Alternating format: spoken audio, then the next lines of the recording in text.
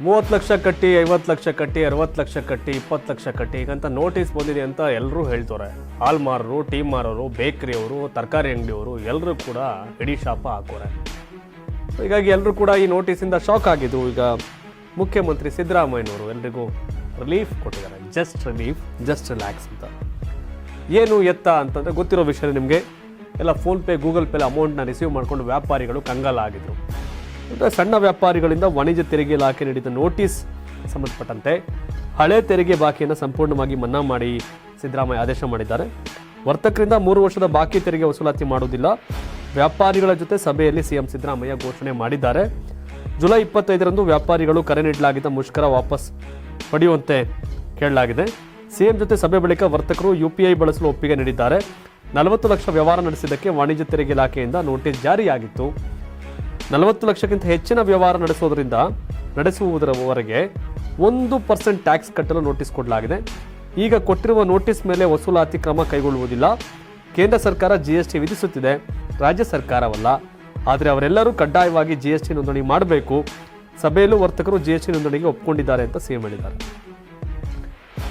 1% tax ಅನ್ನು ₹100 ವ್ಯಾಪಾರ ಮಾಡೋದು ₹1 ಅನ್ನೋ ಲೆಕ್ಕಾಚಾರ, 1% ಮೇಲೆ ಕಟ್ಟಿ ಅನ್ನೋದು ಲೆಕ್ಕಾಚಾರ ನೋಟಿಸ್ ಇದೆ ಅಂತ ಹೇಳ್ತಾರೆ. ಬಟ್ GST ಮಾಡಿದಾಗ ಸೇಫು, GST ಮಾಡುವಷ್ಟು ಅವ್ರಿಗೆ ಲೆಕ್ಕ ಬುಕ್ಕ, ಪರ್ಚೇಸು, ಸೇಲ್ಸು ಇವೆಲ್ಲ ನೋಡೋ ಲೆಕ್ಕಾಚಾರಗಳಿರಲಿಲ್ಲ. ಮೊದಲು ಹಂಗೆ ನಡೀತಾ ಇದ್ದು.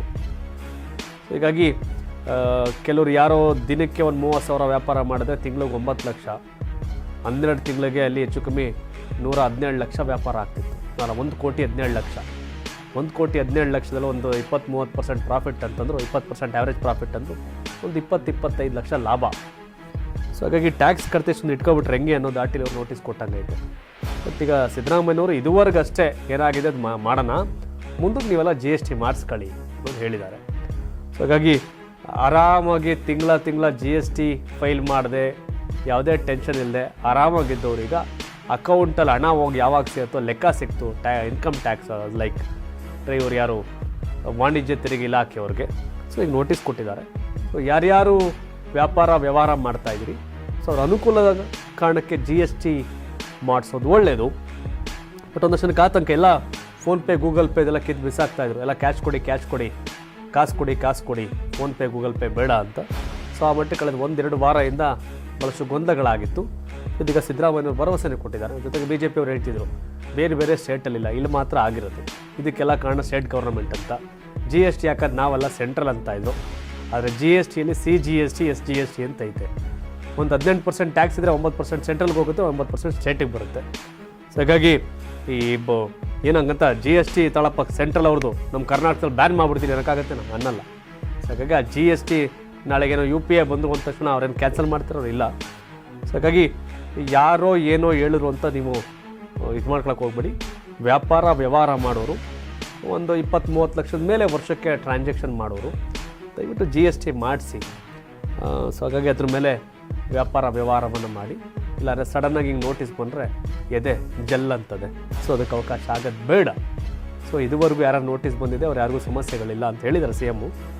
ಆ ದಿವಸಲ್ಲಿ ಏನಿದೆ ಅದನ್ನು ನೋಡಿ ಎಲ್ಲರೂ GST ಮಾಡಿಸಿ. ಆ GST ಮಾಡ್ಸೋಕ್ಕೆ ಏನು ಎತ್ತ ಅನ್ನೋದೆಲ್ಲ ಭಾಳಷ್ಟು ನಿಮಗೆ ಮಾಹಿತಿ ಸಿಗುತ್ತೆ. ಅದಕ್ಕೆ ಮಿಸ್ ಮಾಡದೆ ಟೆನ್ಷನ್ ಮಾಡ್ಕೊಬೇಡಿ. ಈಗ ಸಿದ್ದರಾಮಯ್ಯನವರು ರಿಲೀಫ್ ಕೊಟ್ಟಿದ್ದಾರೆ. ಆದರೆ GST ಮಾಡಿಸೋದು ಮಾತ್ರ ಮರಿಬೇಡಿ ಅಷ್ಟೇ. ತಾವೇನು ಹೇಳ್ತೀರಿ ಈ ವ್ಯವಸ್ಥೆ GST ಬಗ್ಗೆ? ತಮ್ಮ ಒಪಿನಿಯನ್ ಏನು? ಟ್ಯಾಕ್ಸ್ ಇದ್ದರೆ ಸರಿನಾ, ಇಲ್ಲದೇ ಇದ್ದರೆ ಸರಿನಾ ಅಂತ? ಯಾಕಂದರೆ ಟ್ಯಾಕ್ಸ್ ಇಲ್ಲ ಅಂತಂದರೆ ದೇಶ ನಡ್ಸೋಕ್ಕಾಗಲ್ಲ, ರಾಜ್ಯ ನಡ್ಸೋಕ್ಕಾಗಲ್ಲ. ಆ ಟ್ಯಾಕ್ಸ್ ಅನಿವಾರ್ಯ, ಆ ತೆರಿಗೆ ಕಲೆಕ್ಟ್ ಮಾಡೋದು.